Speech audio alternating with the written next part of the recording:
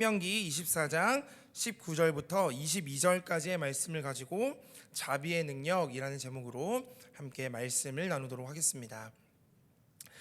먼저 오늘은 말씀을 나누기에 앞서서 옆에 분들과 같이 인사하고 시작하도록 하겠습니다. 우리 사랑하고 축복합니다. 인사할까요? 시작. 사랑하고 축복합니다. 네, 사랑하고 축복합니다. 네, 감사합니다. 제가 인사를 한 이유가 있습니다. 우리 성도님들이 인사를 하기 전에는 굉장히 표정이 굳어 있어요.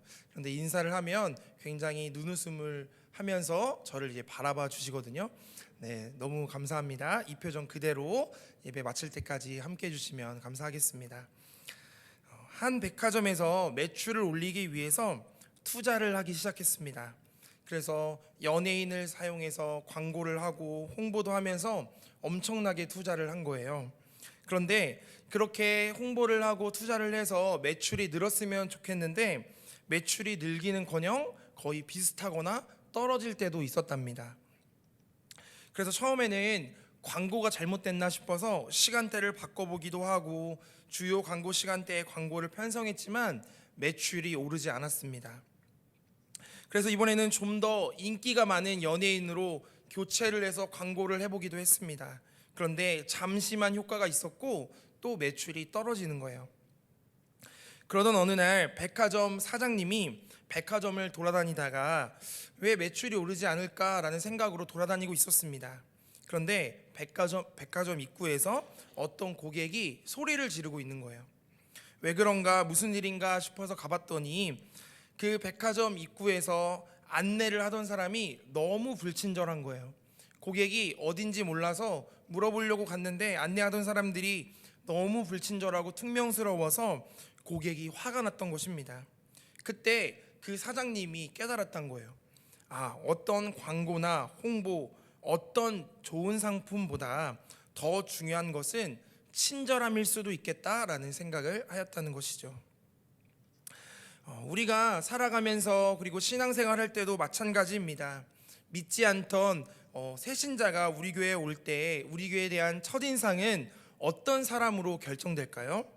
우리가 흔히 생각할 때 담임 목사님이나 우리 교역자들 모습을 보고 교회를 결정하고 그 교회에 대해서 생각할 것 같지만 어찌 보면 교회에 대해서 앞에서 안내하면서 그리고 자리로 인도해 주시는 분들의 인상을 통해 그들이 이 교회는 참 따뜻하고 친절한 교회구나 라고 느낀다는 것입니다. 그러니까 저는 오늘 말씀을 묵상하면서 교회를 다니며 성도로 우리가 신앙생활하는 우리에게 필요한 성품이 있다면 그것은 바로 친절함, 자비의 능력이다라는 생각이 들었습니다.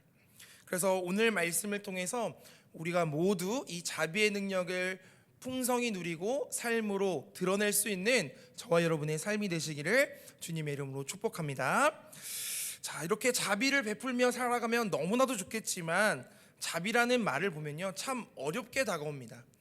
자비라는 말은 조금 오래 수행한 사람, 신앙생활 오래 한 사람만 자비로운 거 아닌가 생각할 수도 있잖아요. 그런데 자비라는 말을 뜻을 보면 참 여러 가지가 있음을 발견하게 되었습니다. 먼저 구약 성경을 보면 이 자비라는 말이 히브리어로 헤세드라는 말인데요. 이 말은 자비라고 번역되기도 하지만 성경에서 이렇게 또 번역되었습니다. 은혜, 은총, 심지어 사랑이라는 말로도 번역되었어요. 그러니까 자비라는 말이 다양하게 사용되고 있는 것이죠. 그리고 신약 성경에서 보면 이 자비라는 말을 또 헬라어로 찾아보면 크리스토테스라는 말을 사용하고 있습니다. 그런데 이 자비라는 말을 신약에서는 두 가지 경우에서 사용했어요. 첫 번째는요, 물건과 함께 쓰일 때가 있었습니다. 그런데 물건과 함께 이 자비라는 단어, 이 크리스토테스라는 말이 쓰일 때는 물건을 보여주면서 사람들이 야, 이거 좋아, 이거 한번 써봐 할 때 이 자비라는 말이 쓰였다는 거예요. 그리고 두 번째, 사람과 함께 쓰일 때는 이 사람은 참 선해, 친절해 라는 의미를 가지고 있었다는 것입니다. 그러니까 자비라는 말에는 어떤 의미들이 있는 거예요? 은혜, 은총, 사랑, 선함, 친절의 의미까지 가지고 있다는 것입니다. 그러니까 우리가 성도가 되었다, 성도의 성품 중에 자비로운 이 성품이 있으려면 우리는 그 삶을 통해 은혜롭고 은총이 있으며 사랑을 전하며 선하며 친절함이 드러나도록 우리는 살아가야 한다는 것입니다. 그런데 이 자비로운 이 모습으로 살아가는 것이 참 어렵다는 것이죠. 자, 오늘 본문을 보면 신명기 24장 19절을 보면요, 이렇게 나와 있습니다. 우리 오늘 본문 19절 말씀을 다 함께 다시 한번 읽어보도록 하겠습니다. 19절입니다. 시작.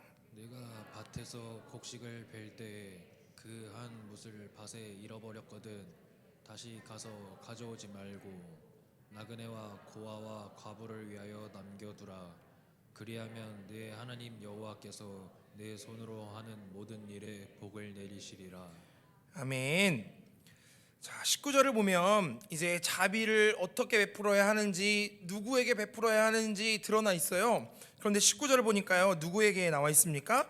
나그네와 고아와 과부에게 자비를 베풀라는 거예요. 마태복음 25장을 보면요, 예수님이 어떤 사람이 하나님 나라의 복을 받을 수 있으며 그 자리를 차지할 수 있는지 예수님이 설명하는 장면이 나옵니다.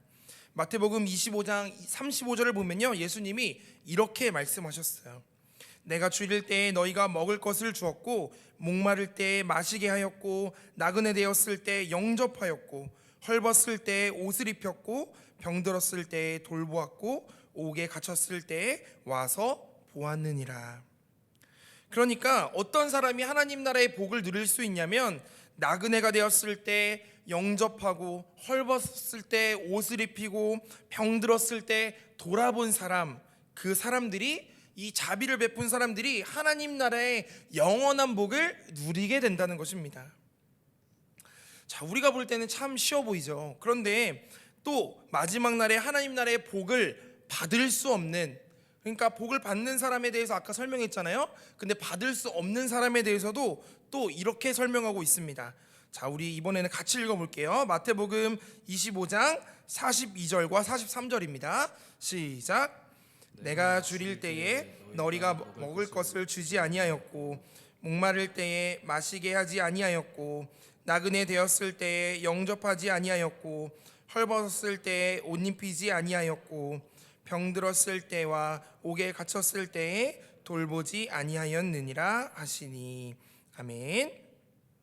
그러니까 우리가 아까 읽었던 말씀과 반대되는 행동을 하는 사람들이에요. 줄일 때, 목마를 때, 나그네가 되었을 때, 헐벗었을 때, 병들었을 때 돌보지 않고 친절을, 자비를 베푸지 않는 사람들은 하나님 나라의 복을 누릴 수 없다라고 말씀하고 있는 것입니다. 그러니까 이 사람들은 어떻게 하나님 나라의 복을 누릴 수 없냐면 자비를 베풀지 않을 때 그 복을 받을 수 없다는 거예요. 그런데 이 말을 듣고 사람들이 또 물어봅니다. 아니 예수님, 우리가 예수님이 앞에 계셔서 예수님이 혹시나 나그네가 되셨거나 헐벗었거나 병들어 있으면 우리가 어떻게 예수님을 돕지 않겠어요? 라고 할 수 있는 거예요. 그런데 예수님이 아닌 다른 사람들이 있을 때는 우리가 예수님이 아닌지 맞는지도 모르는데 어떻게 하냐 이렇게 하는 거예요. 그러니까 예수님이 그들에게 또 말씀하세요. 자, 25장 45절 말씀입니다. 우리 45절 말씀 다 함께 읽어보겠습니다. 시작. 이에 임금이 대답하여 이르시되 내가 진실로 너희에게 이르노니 이 지극히 작은 자 하나에게 하지 아니한 것이 곧 내게 하지 아니한 것이니라 하시니라. 아멘.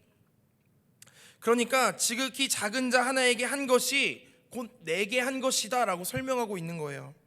그러니까 예수님이 지금 눈앞에 계셨는데 대접하지 않을 사람이 어디 있겠어요? 예수님께서 우리 눈앞에 헐벗고 계시거나 아파하고 계시면 예수님, 제가 예수님을 모시겠습니다 하지 않을 사람이 어디 있겠냐는 거예요. 그러니까 우리는 지금 눈앞에 있는 연약하고 가난하고 도움이 필요한 자들을 예수님처럼 섬기라고 말씀하고 있는 거예요. 누가복음 10장을 보면요, 우리가 잘 아는 강도 만난 이야기가 나옵니다. 강도 만난 사람이 등장해요. 이 강도를 만나서 쓰러져 있는데 여러 사람들이 지나가죠. 제사장이 지나가고 레위인이 지나갑니다. 그런데 그 강도 만난 사람을 돕지 않는 거예요. 그런데 결국 그 강도 만난 사람을 누가 도와줍니까? 바로 사마리아 사람이 도와줘요. 그런데 그 사마리아 사람을 도와줬다라고 얘기하시면서 예수님이 이렇게 또 말씀하세요. 누가복음 10장 36절과 37절 우리 한번 읽어보도록 하겠습니다. 시작. 내 생각에는 이 세 사람 중에 누가 강도 만난 자의 이웃이 되겠느냐? 이르되 자비를 베푼 자니이다. 예수께서 이르시되 가서 너도 이와 같이 하라 하시니라. 아멘. 여러분, 강도 만난 자의 이웃이 누구였습니까? 자비를 베푼 사람이었다는 거예요. 그러니까요, 그 어려움에 처한 강도 만난 사람을 지나간 제사장, 레위인, 어찌 보면 오래 신앙생활을 하고 믿음이 있다고 생각하는 사람들의 진짜 모습이 어디에 드러나나요? 연약한 사람을 도와줄 수 있는지에서 드러난다는 것입니다. 우리도 살아가다 보면 강도를 만날 때가 너무나도 많아요. 무엇을 훔쳐간다는 얘기가 아니라 건강의 강도를 만나거나 재물의 강도를 만나거나 사랑의 강도, 관계의 강도를 만날 때가 너무나도 많아요. 그런데 우리가 이렇게 연약하고 있을 때, 연약한 모습일 때 필요한 것은 무엇입니까? 힘들어하고 있는 그 사람들에게 자비를 베푸는 것, 그것이 우리의 사명이라는 것입니다. 그래서 주님께서는 이것이 우리의 성품이어야 한다는 것을 말씀하시면서 자비의 능력을 누려야 한다라고 말씀하시는 것이죠. 사랑하는 성도 여러분, 오늘 이 말씀을 묵상하면서 혹시나 주변에 건강의 강도, 재물의 강도, 연약함의 강도, 관계의 강도를 만난 주변의 성도들이 있다면 먼저 가서 친절하게 자비를 베풀 수 있는 저와 여러분의 삶이 되시기를 주님의 이름으로 축복합니다. 자, 이렇게 자비를 베푸는 것이 너무 좋죠. 친절한 거 너무 좋습니다. 그런데요, 우리는 여기서 구별해야 될 것이 있습니다. 무엇이냐면 세상의 사람들도 친절을 베풀 수 있다는 거예요. 어려움 있는 사람들에게 가서 도와줄 수 있잖아요. 근데 그 사람들과 믿는 성도의 차이가 있어야 한다는 것이죠. 자, 그래서 오늘 본문으로 다시 돌아갈 필요가 있습니다. 오늘 본문으로 돌아가 보면 자비를 베풀 때 어떤 사람들에게 베풀어야 하는지에 대해서 본문이 나와 있습니다. 우리가 아까 읽었던 말씀이죠. 나그네와 고아와 과부였습니다. 자, 그런데 그들을 위해 어떻게 하라는 거예요? 말씀을 읽어보니까 밭에서 곡식을 벨 때는 그들을 위해 남겨두래요. 감람나무를 떤 후에도 남겨두래요. 포도를 딴 후에도 남겨두라는 거예요. 그러니까 먹을 양식이 없어서 죽을 일이 있는 그들에게, 연약한 그들에게 먹을 것을 남겨두라고 말하고 있습니다. 자, 그런데 여러분, 나그네와 고아와 과부의 공통점이 있습니다. 그것은 무엇입니까? 그들에게 모두 결핍이 있다는 것입니다. 집이 없는 나그네, 부모가 없는 고아, 남편이 없는 과부. 자, 그러면 이들이 어떤 사람들이길래 왜 말씀을 통해 우리에게 자비를 베풀어야 한다고 말하고 있을까? 자, 여러분, 우리는 어떤 사람을 나그네라고 합니까? 집이 없는 떠돌아다니는 사람을 나그네라고 합니다. 이것을요, 영적으로 보면 이 땅에서 생을 마감하는 날 갈 곳이 없는 사람들을 나그네라고 볼 수 있는 거예요. 그러니까 하늘의 집을 준비하지 못한, 하나님의 앞에 설 수 없는 영적인 나그네들을 말하고 있는 것입니다. 자, 그렇다면 두 번째, 어떤 사람을 고아라고 얘기하고 있습니까? 아버지가 없는 사람들을 말하는 것이죠. 영적으로 하나님 아버지를 모르는 사람들, 아버지라 부를 수 없는 사람들, 부르지 못한 사람들, 그들을 영적인 고아라고 말하고 있는 거예요. 자, 마지막 세 번째, 우리는 어떤 사람들을 과부라고 생각합니까? 신랑이 없는 사람을 말해요. 그러니까 예수 그리스도라는 신랑을 아직 가지지 못한 사람들을 영적인 과부라고 말하고 있는 거예요. 그러니까 예수님은 나그네와 고아와 과부에게 그렇게 먹을 양식이 없는 그들에게 자비를 베풀어야 함을 우리에게 전해주고 있는 것입니다. 그렇다면 우리는 그들에게 어떻게 살아가야 할까요? 이 사람들을 살리기 위해 우리가 직접적으로 양식을 전해주는 것, 그러면 우리는 어떤 양식을 준비해야 할까? 바로 복음, 말씀의 양식을 준비해야 한다는 것입니다. 이것이 세상의 사람들과 다른 점이라는 거예요. 세상의 사람들 또한 연약할 때, 가난할 때 도움이 필요로 합니다. 세상의 사람들도 똑같이 도움을 주잖아요. 그런데 우리가 도움 줄 수 있는 건 복음이라는 사실을 우리는 기억해야 합니다. 자, 예수님께서도 마귀에게 시험 당하실 때 이렇게 말씀하셨습니다. 마태복음 4장 4절 말씀 우리 다 함께 읽어보도록 하겠습니다. 마태복음 4장 4절입니다. 시작. 예수께서 대답하여 이르시되 기록되었으되 사람이 떡으로만 살 것이 아니요 하나님의 입으로부터 나오는 모든 말씀으로 살 것이라 하였느니라 하시니. 아멘. 그러니까 세상과 똑같이 우리가 먹는 양식으로 살아가는 것이 아니라 말씀으로 살아가는 사람들이 우리의 삶이라는 것입니다. 우리 또한 마찬가지인 것처럼 세상의 사람들 또한 먹는 양식이 아닌 말씀, 주님의 복음이 필요함을 오늘 말씀은 우리에게 전해주고 있어요.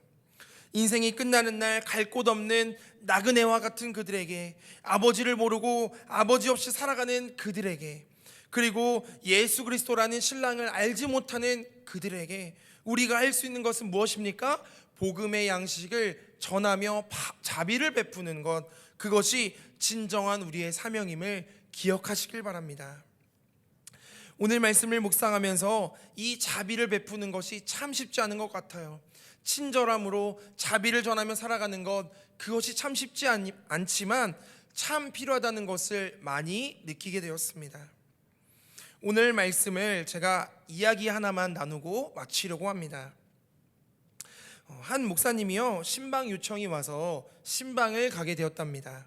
그런데 그 신방 요청을 받은 집에 가서 보니까 아내가 신방을 요청했는데 집에 가서 보니까 남편이 병들어서 누워 있는 거예요.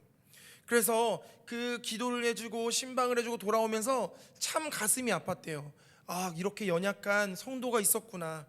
그러면서 신방을 하고 돌아와서 이렇게 기도하면서 지내던 중에 얼마 후에 교회의 한 장로님이 목사님을 위해서 보약을 지어주신 것입니다.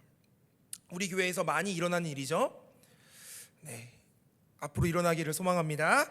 저 말고요. 네, 그렇게 보약을 딱 목사님이 먹으려고 하는데 자꾸 누가 생각나는 거예요. 누가 생각날까요?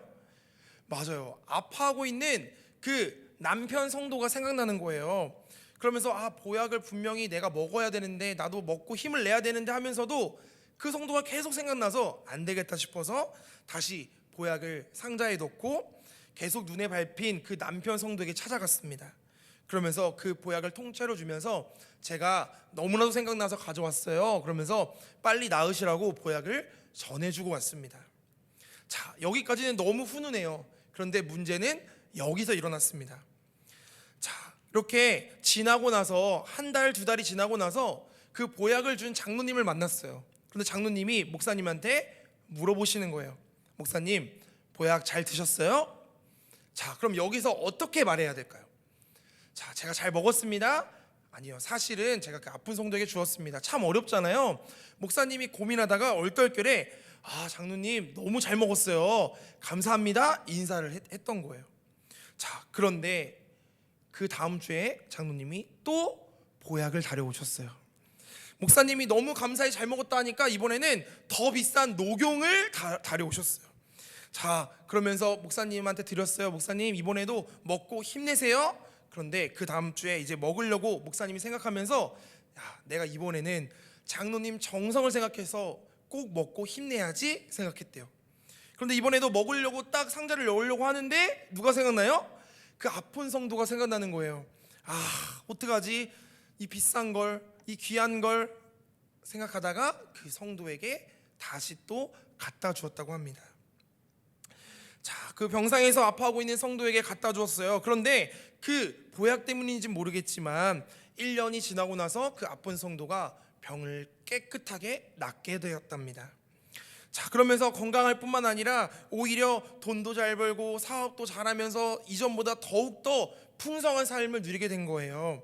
그런데 어느 날 새벽 예배를 드리고 있는데 그 남편의 아내였던, 신방을 요청했던 아내가 막 울면서 소리 지르면서 기도를 하고 있는 거예요. 그래서 그 아내분에게, 성도분에게 목사님이 따로 만나서 물어보았대요.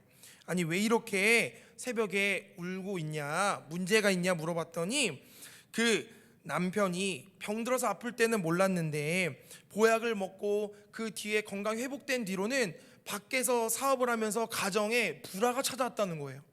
그러니까 오히려 자신에게 어떤 마음이 들었냐면, 예전에 병들어서 아플 때는 가족이 끈끈하고 하나 되어서 서로를 위해 주었는데 이제는 더욱더 불화가 되었다. 차라리 남편이 아플 때가 더 좋았다라고 고백하는 이야기를 들었다는 거예요.